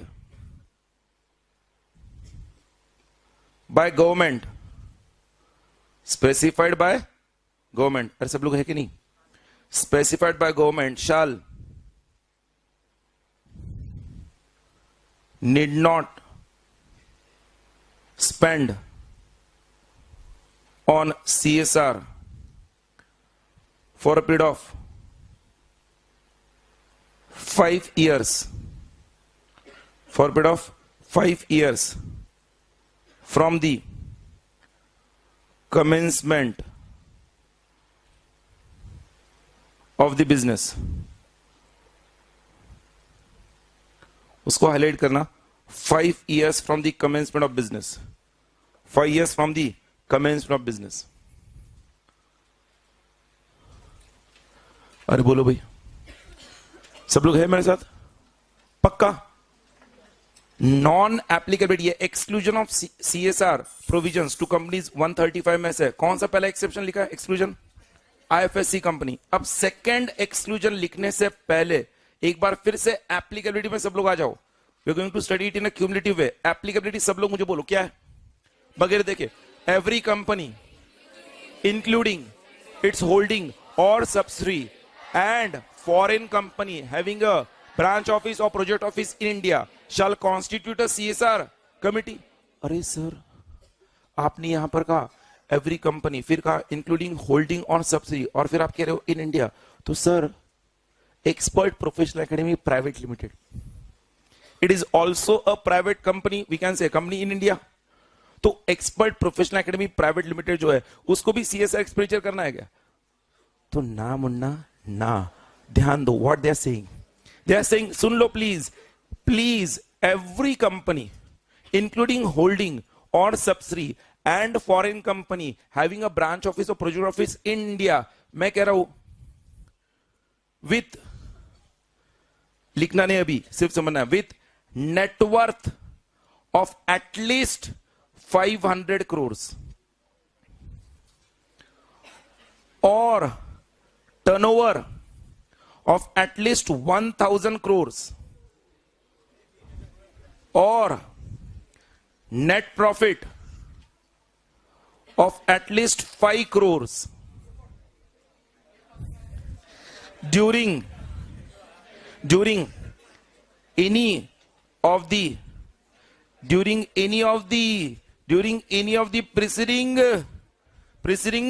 financial years. During any of the preceding financial year. During any of the preceding financial year. Please listen. हम प्रोविजन का पोस्टमार्टम कर रहे हैं, आप अभी डिस्कशन मत करो। सेक्शन 135 कह रहा है during any of the preceding financial year, वो उन कंपनीज को एप्लीकेबल होगा अगर उस कंपनी का नेटवर्थ कितना है, एटलीस्ट 500 करोड़ है, या टर्नओवर एटलीस्ट 1000 करोड़ है, या फिर नेट प्रॉफिट एटलीस्ट 5 करोड़ है। तो तीनों मैंडेटरी है क्या? तीनों में से कोई भी एक during any of the preceding financial year. जब मैं कहता हूं ना any of the preceding financial year, उन्होंने कहा ड्यूरिंग एनी फाइनेंशियल मतलब कौन सा? आज हम 2017 में, मान लो, सब लोग ध्यान से सुनो, मैं MCA के क्लैरिफिकेशन भी यहां पे बता रहा हूं। हम 2017 में एक कंपनी ईयर 2000 में इनकॉर्पोरेट हुई थी, 2004 के बाद वो प्रॉफिट में आ गई, 2010 तक प्रॉफिट, काफी प्रॉफिट अर्न किया, 15 करोड़, 20 करोड़, 25 करोड़। 2011 से रिसेशन होने की वजह से कंपनी को लॉसेस होने लगे। कंपनीज एक्ट 2014 में एप्लीकेबल हुआ 1 अप्रैल 2014 को। ध्यान से सुनो, 2011 से कंपनी को लॉसेस थे। अब ये डेफिनेशन कहता है during any of the preceding financial years, 2004 से लेके 2010 तक इस कंपनी ने इस रिक्वायरमेंट को मीट किया था। अब ये जब एक्ट एप्लीकेबल हो गया 1 अप्रैल 2014 के लिए, तो 2014 के बाद क्या इस कंपनी को भी CSR कमेटी कॉन्स्टिट्यूट करनी पड़ेगी? तो उन्होंने कहा है जब हम any of the preceding financial years कहते हैं, it must be immediately preceding 3 financial years. क्या कहते हैं? MCA ने, मिनिस्ट्री ऑफ कॉर्पोरेट अफेयर्स ने क्लैरिफिकेशन दिया। बड़ा लॉजिक है ना। अरे 2000 में कंपनी इनकॉर्पोरेट हुई है, 2010 तक प्रॉफिट अर्न कर रही थी, 5 करोड़ के ऊपर प्रॉफिट था, उसके बाद लॉसेस है। अब ये एक्ट एप्लीकेबल हो गया तो उन्हें CSR कमेटी कॉन्स्टिट्यूट करना पड़ा, तो ये बर्डन होगा। तो वो कहता है during any of the preceding financial years में, फाइनेंशियल ईयर कितने साल का होना चाहिए? इमीडिएटली प्रीसीडिंग 3 इयर्स का। ओ इसका मतलब है जिस कंपनी का नेटवर्थ, प्लीज ध्यान दो, जिस कंपनी का नेटवर्थ अगर पिछले 3 सालों में या टर्नओवर या नेट प्रॉफिट इन क्राइटेरिया को मीट नहीं कर रहा होगा, उन्हें CSR कमेटी कॉन्स्टिट्यूट करने की जरूरत नहीं है। सर एक कंपनी है, 3 साल में से 1 साल वो इस क्राइटेरिया को मीट कर रही थी, 2 साल में उन्होंने मीट नहीं किया, 1 साल मीट किया, अब उन्हें कॉन्स्टिट्यूट करनी पड़ेगी CSR कमेटी। सर उन्होंने कॉन्स्टिट्यूट कर दिया CSR कमेटी, जिस साल कॉन्स्टिट्यूट कर दिया CSR कमेटी, उसके बाद अगले 3 साल तक इन्होंने फिर से क्राइटेरिया से बाहर हो गए। 3 में से एक ही साल प्रॉफिट 5 करोड़ के ऊपर गया था, इमीडिएटली प्रीसीडिंग 3 इयर्स का। सब लोग है क्या मेरे साथ? CSR कमेटी कॉन्स्टिट्यूट कर दी। CSR कमेटी कॉन्स्टिट्यूट होने के बाद जिस साल कॉन्स्टिट्यूट हुई, उस साल, उसके अगले साल और उसके अगले साल, अगले 3 साल तक वो इस क्राइटेरिया के बाहर रहे। मतलब नेट प्रॉफिट 5 करोड़ के नीचे था, टर्नओवर 1000 करोड़ के नीचे था, नेटवर्थ 500 करोड़ के नीचे था, तो सर अब क्या करना है? एक बार सीएसआर कमेटी कॉन्स्टिट्यूट कर दी ना, तो अगले 3 साल तक आपको ये 135 प्रोविजन एप्लीकेबल है, बट 3 साल तक एप्लीकेबल है। कंटिन्यूस 3 इयर्स तक इस लिमिट के बाहर रहने की वजह से 4th ईयर से सीएसआर आपको एप्लीकेबल नहीं है। मैं फिर से आ रहा हूं उस पॉइंट पर। एप्लीकेबिलिटी क्या कहता है? अगर आपकी कंपनी को any of the preceding 3 financial years में दिए हुए टर्नओवर, नेटवर्थ और नेट प्रॉफिट तीनों में से एक भी क्राइटेरिया मीट करती है तो ये एप्लीकेबल है। मैंने 2 इसमें ऑप्शन दिए आपको, 2 परमिटेशन कॉम्बिनेशन। एक तो कोई कंपनी जिस साल हम कह सकते हैं, मान लो we are in right now 2017-18, सब लोग ध्यान से देना, 17-18 हम फाइनेंशियल ईयर में हैं। इमीडिएटली प्रीसीडिंग 3 इयर्स कौन से होंगे? बोलो। 2014-15, 15-16, 16-17, करेक्ट। अब इन तीनों फाइनेंशियल ईयर्स में अगर कंपनी इन क्राइटेरिया, कौन से क्राइटेरिया को, नेटवर्थ, टर्नओवर या नेट प्रॉफिट के क्राइटेरिया को मीट करती है, तो ही उनको 135 का प्रोविजन 17-18 में एप्लीकेबल है। मान लो 14-15 में they were meeting the criteria, but 15-16, 16-17 में they did not meet the criteria. मतलब उनका नेट प्रॉफिट 5 करोड़ के नीचे था, टर्नओवर भी 1000 करोड़ के नीचे था, नेटवर्थ भी 500 करोड़ के नीचे था, बट 14-15 में मान लो उनका नेट प्रॉफिट कुछ 5.5 करोड़ था, हो सकता है ना। अब 17-18 में उन्होंने सीएसआर कमेटी कॉन्स्टिट्यूट की, अब 17-18 में उन्होंने 135 के तहत उन्हें सीएसआर एक्सपेंडिचर करना पड़ेगा। अरे बोलो भाई, तो 17-18 में करना पड़ेगा, 18-19 में करना पड़ेगा, 19-20 में भी करना पड़ेगा। एक बार एप्लीकेबल हो गया, 3 साल तक एप्लीकेबल है। सब लोग है क्या? अब मज्जा सुनो, 17-18 में कमेटी कॉन्स्टिट्यूट हो गई, बट 17-18 के एंड में नेट प्रॉफिट 5 करोड़ के नीचे था। सब लोग है क्या? टर्नओवर 1000 करोड़ के नीचे था, नेटवर्थ 500 करोड़ के नीचे था, तो 17-18 में क्राइटेरिया मीट नहीं हुआ। Same thing happened in 18-19, same thing happened in 19-20, but फिर भी इन 3 सालों में एक्सपेंडिचर करना पड़ा क्योंकि इमीडिएटली प्रीसीडिंग 3 इयर्स में था। अरे बोलो भाई, अब 2020-21 में अब इनको फिर से सीएसआर एप्लीकेबल नहीं होगा, they will be outside CSR, मतलब they will be excluded from CSR, they will be excluded from CSR. मतलब एक्सक्लूजन नंबर 2, जो कंपनी सेक्शन 135 सब क्लॉज 1 का क्राइटेरिया मीट नहीं करती है, कब? कंटिन्यूसली 3 इयर्स तक, तो उसके बाद वो एक्सक्लूड होगी। और सब लोग है क्या? अच्छा, 135 सब क्लॉज 1 में क्या है, तो हमें वो लिखना है वहां पर। आपने जहां पर लिखा ना एक्सक्लूजन नंबर 1, लिखा ना एक्सक्लूजन नंबर 1, अरे बोलो, तो वहां पर एक्सक्लूजन नंबर 2 लिखो आप नीचे, और वहां पर लिखना एक्सक्लूजन नंबर 2 में सब लोग, इफ अ कंपनी, अरे सब लोग है कि नहीं, if a company ceases to be covered under section 135 sub clause 1, that is, आप लिखना, its net worth greater than equal to 500 crores और turnover greater than equal to 1000 crores और, अरे बोलो, NTN याद रखो, net profit greater than equal to, अरे amount बोलो 5 CR। आप इसको तीनों के नीचे सेंटर से सिंगल एरो ड्रॉ करके लिखोगे, during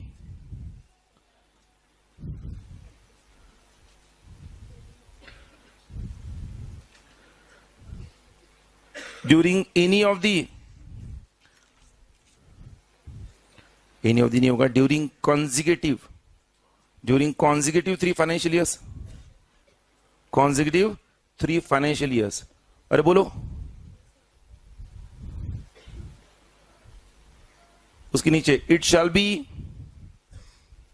excluded, it shall be excluded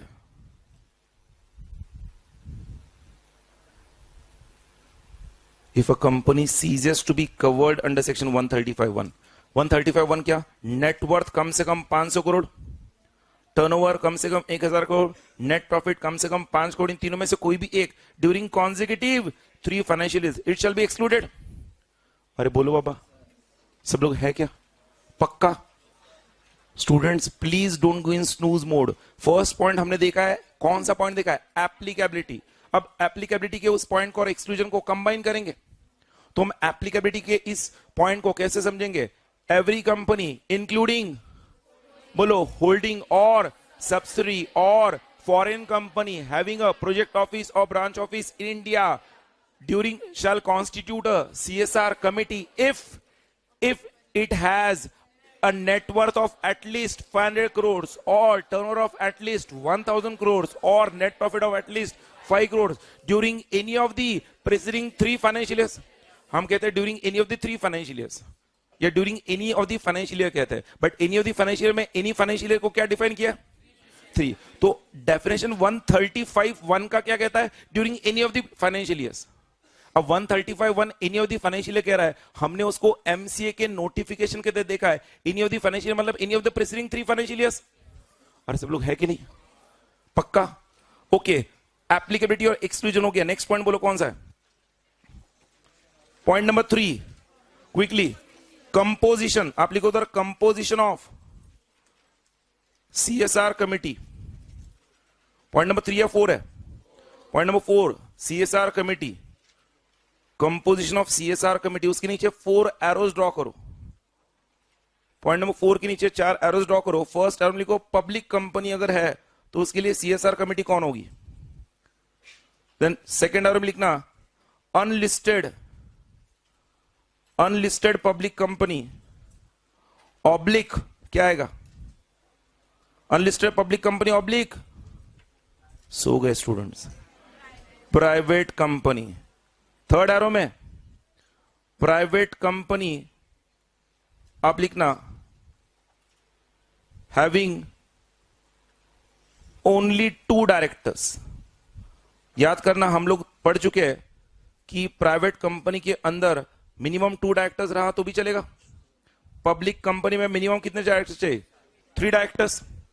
public company को फॉर्म करने के लिए 7% चाहिए, डायरेक्टर्स 3 रहा तो भी चलता है। एंड फोर्थ एरो लिखना फॉरेन कंपनी।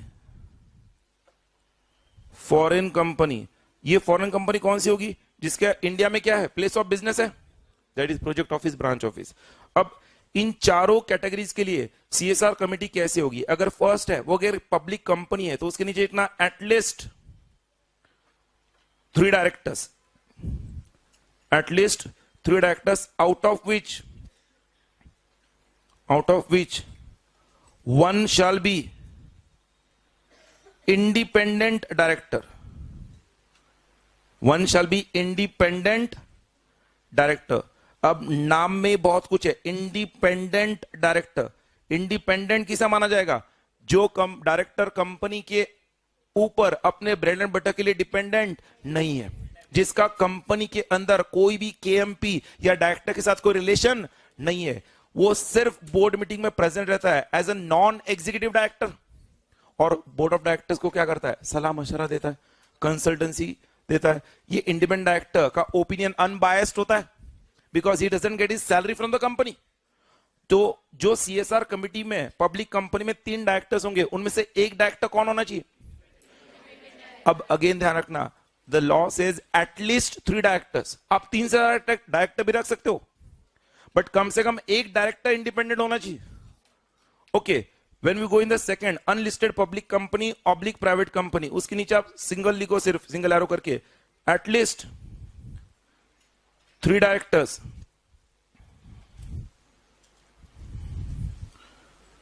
ब्रैकेट लिखना, सिंस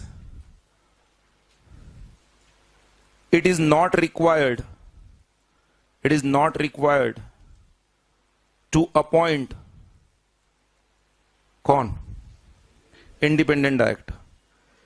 अनलिस्टेड पब्लिक कंपनीज के लिए एंड प्राइवेट कंपनीज के लिए इंडिपेंडेंट डायरेक्टर अपॉइंट करना मैंडेटरी नहीं है, तो उनके केस में एटलीस्ट 3 डायरेक्टर्स। बट यहां पर वो कौन सी प्राइवेट कंपनीज आएगी? जिन प्राइवेट कंपनीज में 3 डायरेक्टर या उससे ज्यादा है। बट अगर कोई प्राइवेट कंपनी है उसमें 2 ही डायरेक्टर है तो वो थर्ड कैटेगरी में आएगी। थर्ड कैटेगरी में हमने क्या लिखा? Private company having only 2 directors, उसके नीचे लिखो 2 डायरेक्टर्स themselves, मतलब वो 2 डायरेक्टर्स की क्या बनेगी? CSR committee. अरे बोलो, हम ऑलरेडी पढ़ चुके हैं CSR कमिटी कहां से कंपोज की जाएगी? बोर्ड ऑफ डायरेक्टर्स में से। फर्स्ट सेकंड, मैंने जानबूझकर थर्ड एरो को अलग से लिया। अगर क्या होता है प्रोविजन में they are given in the second point itself, फिर स्टूडेंट कंफ्यूज होता है कि प्राइवेट कंपनी में कब 2 डायरेक्टर्स होगा, CSR कमिटी में कब 3 होगा। जिस प्राइवेट कंपनी के अंदर डायरेक्टर्स ही 2 है उन्हें CSR कमिटी में 2 ही डायरेक्टर्स अपॉइंट करना है, बट जिस प्राइवेट कंपनी में 3 या 3 से ज्यादा है, they can have at least 3 directors, they must have at least 3 directors. Clear है? Okay, fourth arrow foreign company, ये पॉइंट मैं सिर्फ लिख रहा हूं, you to tell me what is the difference in it. Foreign company के नीचे सिंगल एरो करके लिखना at least 2 persons, at least 2 persons out of which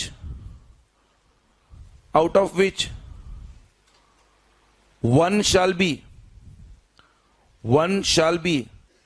resident in India. One shall be resident in India and the other shall be nominated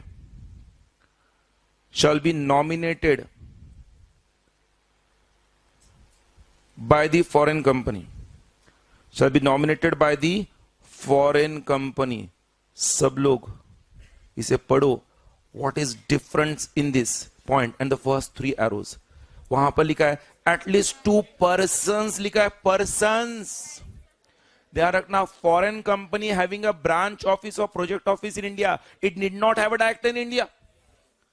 तो एक foreign company है, उसके case में CSR committee में कम से कम 2 पर्सन चाहिए, जिनमें से 1 पर्सन इंडिया में रेसिडेंट चाहिए, 1 पर्सन फॉरेन कंपनी का नॉमिनी होगा, बट वो डायरेक्टर होना जरूरी नहीं है, खास बात ध्यान रखना। बट फॉरेन कंपनी को छोड़ के प्राइवेट कंपनी, पब्लिक कंपनी है, उनके लिए CSR कमेटी का कंपोजिशन अलग है। सब लोग है क्या? कंपोजिशन ऑफ CSR कमेटी बगैर देखे मुझे बोलो, फर्स्ट पॉइंट क्या है? पब्लिक कंपनी के लिए at least 3 directors, out of which 1 shall be independent directors. Okay, private company or unlisted public company सिर्फ लिखा है तो at least 3 directors. But private company having only 2 directors can have only 2 directors in CSR committee. And point number 4, foreign company के case में at least 2 persons out of whom 1 shall be resident in India and 1 can be a nominee of the shall be the nominee of foreign company. सबको clear है composition? Quickly come to the next point, disclosure. Point number 5 अब लिखना disclosure of composition. ये heading ही काफी कुछ समझा देगा आपको। Disclosure of composition of CSR committee, उसके नीचे सेंटर से सिंगल एरो ड्रॉ करके भी लिखूंगा under board of directors report, board of directors report bracket में लिखूंगा सेक्शन 134 सब क्लॉज 3। हम सेक्शन 134 पढ़ चुके हैं। 134 sub clause 3 is contents of board of directors report. तो बोर्ड ऑफ डायरेक्टर्स रिपोर्ट के अंदर CSR कमेटी में आपके कौन से डायरेक्टर्स है उनका नाम आना जरूरी है। अरे बोलो, अच्छा CSR कमेटी में कितने डायरेक्टर्स होंगे वो देखा, और जो भी डायरेक्टर्स अपॉइंट किए जाएंगे उनका कंपोजिशन आपको बोर्ड रिपोर्ट में मेंशन करना है, ताकि सारे स्टेक होल्डर्स को पता चले CSR कमेटी में कौन लोग हैं। अच्छा, सिर्फ इतना नहीं है, ये जो CSR कमेटी कॉन्स्टिट्यूट की जाएगी, इनकी ड्यूटीज क्या होंगे मैंने ऑलरेडी बता दिया आपको। ड्यूटी नंबर 1, पहले क्या करेंगे? डायरेक्टली रेकमेंड करेंगे? नहीं, पहले वो CSR पॉलिसी फॉर्मुलेट करेंगे, उसे फॉर्मुलेट करके फिर रेकमेंड करेंगे। अरे यस और नो? एक बार फॉर्मुलेट और रेकमेंड हो गया, उसके अप्रूवल कौन देगा? तो वो उनके अप्रूवल उनका ड्यूटी में आता नहीं है। CSR कमेटी का first duty is to formulate and recommend the CSR policy, और एक बार अप्रूवल हो गया then their duty number 2 comes implementation of the CSR policy. Implementation of the CSR policy. Duty number 3 monitoring the CSR policy from time to time. उस CSR policy में कोई बदलाव करना है तो बदलाव वो करेंगे। So duties of, next point, duties of committee, duties of CSR committee. और ड्यूटीज हम 3 एरोज में लिखेंगे उधर। फर्स्ट ड्यूटी आप लिखोगे फॉर्मुलेट एंड, बोलो, formulate and recommend, formulate and recommend, formulate and recommend the CSR policy. Second,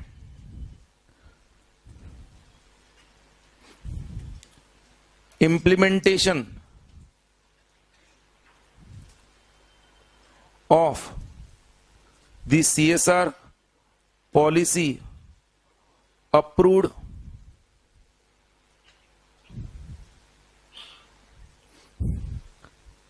Third, monitor the CSR policy from time to time.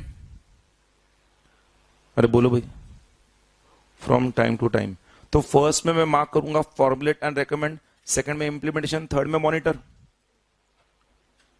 सब लोग है क्या? अच्छा, जब CSR पॉलिसी आप क्या करोगे, फॉर्मुलेट करोगे, तो सीएसआर पॉलिसी को फॉर्मुलेट करते हो आप किन बातों का ध्यान रखोगे? सीएसआर कमेटी हो, सीएसआर पॉलिसी फॉर्मुलेट कर रहे हो, तो आप किन बातों का ध्यान रखोगे? नंबर 1, आपने ध्यान रखना चाहिए कि आपके सीएसआर पॉलिसी में जो प्रोजेक्ट्स और प्रोग्राम्स इंक्लूड हो रहे हैं वो शेड्यूल 7 के होने चाहिए। फॉर्मुलेट करते हुए ध्यान रखना चाहिए। और एक चीज आपने ध्यान रखना चाहिए, आपके सीएसआर पॉलिसी और प्रोग्राम के अंदर जो एक्सपेंडिचर आप बताओगे करने के लिए, वो एक्सपेंडिचर में आपकी कोई ब्रांच इंडिया के बाहर है, सब्सिडिया होल्डिंग इंडिया के बाहर है, उसके प्रॉफिट को हम इनकॉर्पोरेट नहीं करेंगे। हम सिर्फ इंडियन प्रॉफिट्स और इंडियन कंपनीज के ही प्रॉफिट्स को ध्यान में रखते हुए एक्सपेंडिचर रेकमेंड करेंगे। तो ड्यूटीज ऑफ सीएसआर कमेटी के बाद सीएसआर पॉलिसी का वो पॉइंट आता है। But before I go to that point and we discuss that point, अभी तक जो डिस्कशन किया है, मुझे क्विकली सब लोग पॉइंट्स टू स्टेट निकालो one by one. You have to tell me what is that. Number 1, first point क्या लिखा है हमने? Why CSR, why we do CSR? It is the duty of business towards society, stakeholders and for the wellbeing of the business organisation as well as nation as a whole, मतलब for goodwill. अच्छा, what is CSR? A commercially successful company which respects its people, follows its relationship towards society and responsive towards environment and earns profits is a CSR company. अच्छा, what is CSR के बाद meaning of CSR? CSR means and includes, बोलो, every company carrying out its activities as per the projects specified in Schedule 7 or the board of directors undertaking the projects as recommended by the CSR committee as per the activities specified in Schedule 7. तो first arrow second arrow में फर्क सबको clear है? अच्छा, उसके बाद next meaning के बाद क्या था? एप्लीकेबिलिटी। ओके, एप्लीकेबिलिटी के लिए क्या हर कंपनी को एप्लीकेबल है?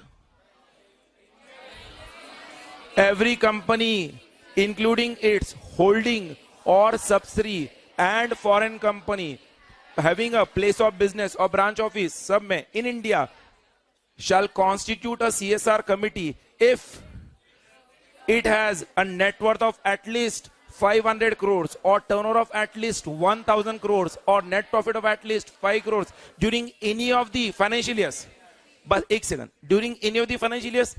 फिर MCA ने क्लैरिफिकेशन किया है during any of the financial year मतलब कौन सा financial year? Immediately preceding 3 financial. Any मतलब कुछ भी नहीं होगा। इसको लेकर एग्जांपल डिस्कस किया।